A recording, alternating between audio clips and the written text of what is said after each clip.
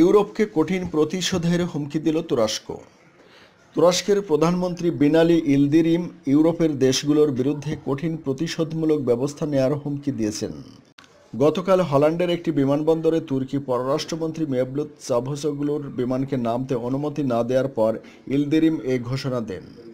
তুর্কি প্রধানমন্ত্রী বলেন, এই পরিস্থিতির জবাবে আমাদের পক্ষ থেকে কঠিনতম প্রতিবাদ জানাবো এবং হল্যান্ড সরকারকে এ বার্তা পৌঁছে দেওয়া হয়েছে যে আঙ্কারা কঠোর জবাব দেবে। আমরা এই অগ্রহণযোগ্য আচরণের জবাব দেব। গতকাল হল্যান্ড সরকার শুধু পররাষ্ট্রমন্ত্রী চাভুসওগলুকেই সে দেশে তুর্কি নাগরিকদের সমাবেশে যোগ দিতে বাধা দেয়নি, বরং তুর্কি মহিলা বিষয়ক মন্ত্রী ফাতেমা বেতুল সায়ান কায়াকেও সমাবেশে যোগ দিতে দেওয়া হয়নি। তিনি হল্যান্ডে অবস্থান করছিলেন, কিন্তু সমাবেশে যেতে বাধা দেয় ডাচ পুলিশ এবং পরে তাকে জার্মানিতে বহিষ্কার করা হয়।